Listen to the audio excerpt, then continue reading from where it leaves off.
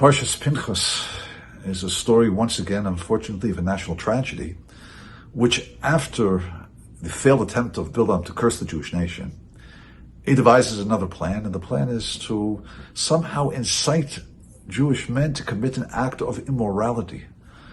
He convinces the women of Moab and Midian to seduce the men, and unfortunately, this attempt does succeed to some extent, and again, there's a tragedy in the Jewish nation, and it's thwarted, of course, by Pinchas's bold and strong actions to stop it.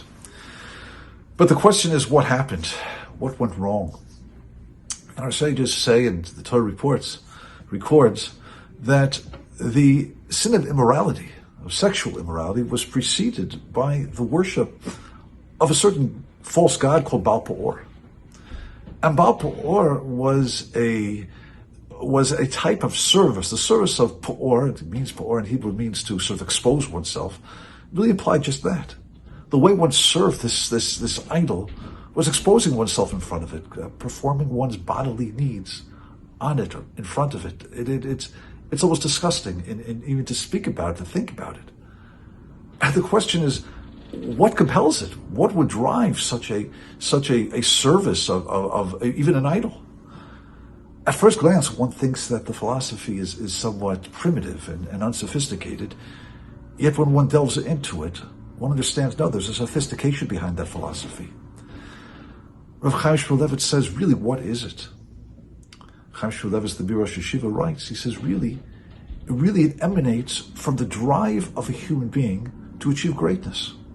In Hebrew, we call that Gadluta Adam, the greatness of the human being. And the greatness emanates from the fact that we have a neshama that is actually a part of the Almighty that lives inside of us. And then the neshama speaks to us and says, you have no limitations. There's anything is possible. You can be like Hashem. And of course, we have to feel that, and we have to strive for that. And we have to want to achieve that. And there's a greatness that exists inside of who we are.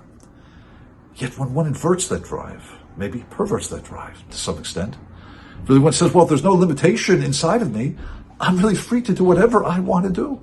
I have no limitation. I can expose myself if I want to expose myself. I can be an animal if I want to be an animal because I'm completely free. I have no restraint. I'm unlimited.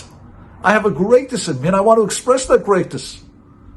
That was the service of Baal Peor. Be free. Be unlimited. If it means committing and performing one's animalistic acts on top of it, to do it, if that's what you want to do. Because you're the master of your destiny. You're free. You have greatness. Don't harness yourself. Don't limit yourself. That's a very sophisticated philosophy. And perhaps we see it in our generation as well. Where people say, I just want to be free. The Torah explains to us and teaches us so deeply that real freedom doesn't mean that we follow the animal inside of us. Real freedom means that we control the animal. Real freedom means that we allow the neshama, the soul, so to speak to us and enable us to rule over our body. Not that our body rules over the soul. Real freedom means control. It means harnessing. It means taking one's drives and passions and utilizing them to serve Hashem, not letting them be the dictator of what we decide what to do. That's real freedom. But one can hear that same drive of unlimitedness, of greatness says, just be what you want to be, do what you want to do. To be what we want to be and to really do what we want to need to do in this world is we have to rule the animal. We have to control it. We have to harness it.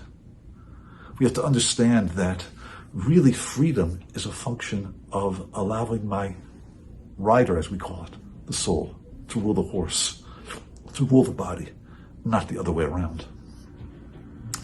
You know, we say that in Hebrew, the word for king is the word melech.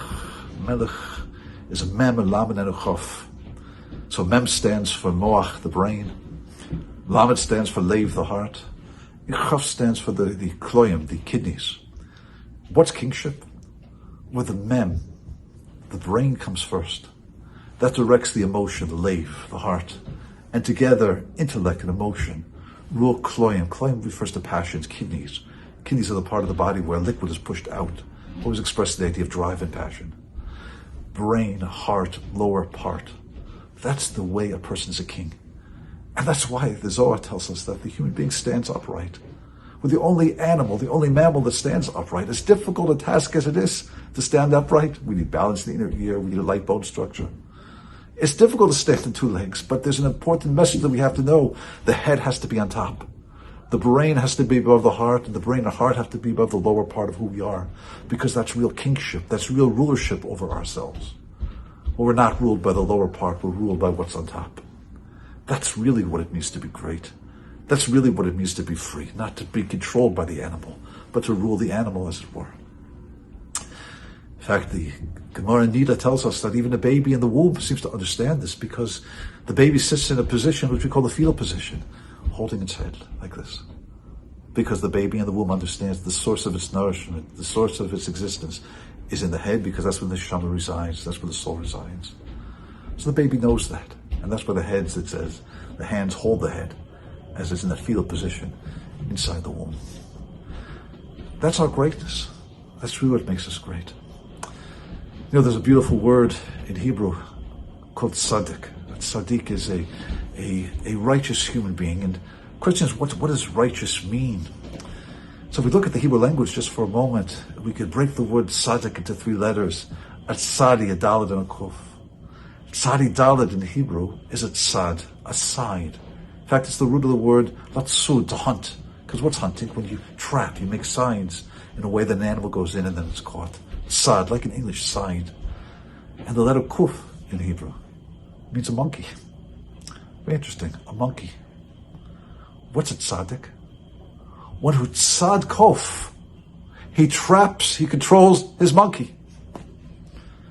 He controls the animal inside of himself.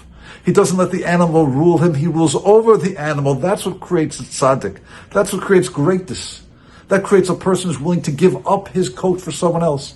A person who's willing to sacrifice his food for someone who needs it more. A person who's willing to reach into his pocket and give up his money because someone else needs it. That's ruling over the animal inside of ourselves, and that's true freedom. Because the animal doesn't rule me, I rule the animal. So in essence, Baal Peor, the worship of this false god, which really says, be free. And the consequence of being free means I can express myself and do whatever I want to do. It's no surprise that immorality was right behind. It doesn't surprise us at all. But in essence, the lesson we have to learn from it is not to be shocked and surprised by such a vile service, but to understand and know that there is something in the human being that desires greatness, that wants no limitation, that understands that he has or she has no limitation. And sometimes that same drive will say, well, do whatever you want to do because you have no limitation. And that's a divine drive. But the challenge of being human means we have to focus it. We have to channel it. We have to utilize it properly so that the neshama, the soul, which lives in the brain, rules the body. And by doing so, then we're truly free. And then we achieve the real freedom that we crave and we want. And that's where we achieve the greatness that truly lies inside each and every one of us. Wishing everybody a Shabbat Shalom.